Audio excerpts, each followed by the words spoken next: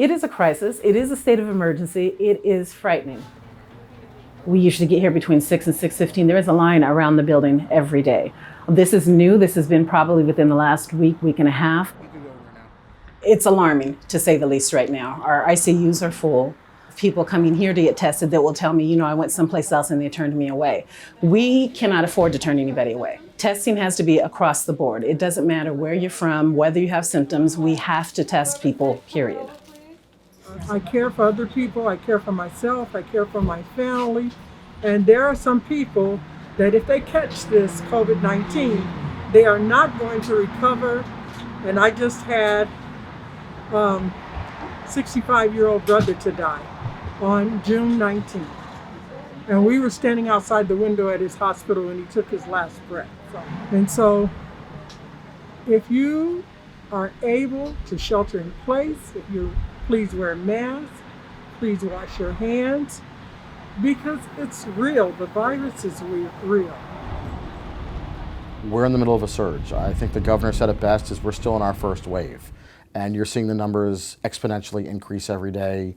Hospitalizations are going up. The system is getting pushed now because of the influx of new patients that we're seeing.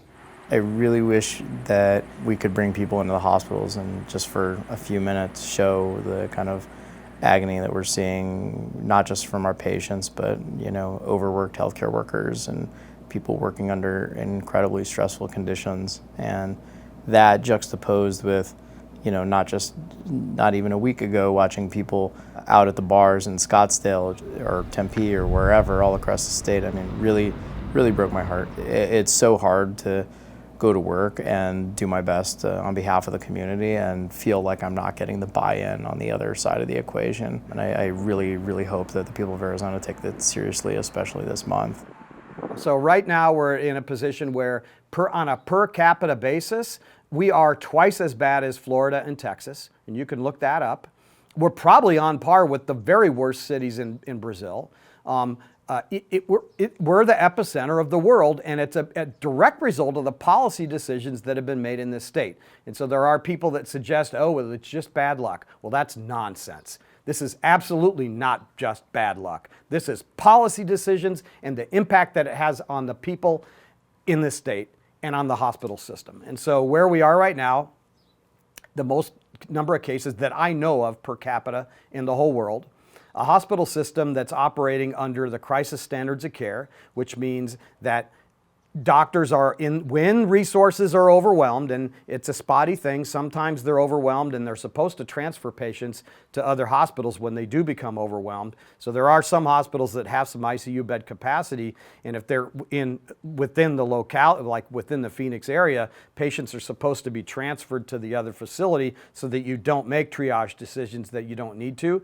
You use interfacility transfers. But that's what we're operating under the crisis standards of care. It was declared earlier this week, and it was born out of necessity because the reality of what's happening within hospitals right now is that they're in a position, doctors are, of making the kinds of decisions that they never thought they would ever have to make when they entered medicine. A little more. There you go. Perfect. Hold still for me. I'm here to get retested because I had the virus. I tested positive for it 3 weeks ago. And over the course of the virus, it's just really vicious. It's nothing nice. You feel like you're dying. It's scary. And for people to be so selfish or even so unresponsive to taking care of themselves to protect themselves or anybody else, I just feel like it needs to be mandated for people to start taking precautions. Because there's a lot of people dying. I have family in the hospital right now with the same virus. So I guess you can say I was lucky enough to not get that bad, but it was bad. It was bad. And I won't wish this on my worst enemy. As healthcare providers, we are tired, we are frustrated, we're afraid. We're created to do what we do, and it's no different than a fireman running into a burning building. It's kind of our job, and we signed up for this.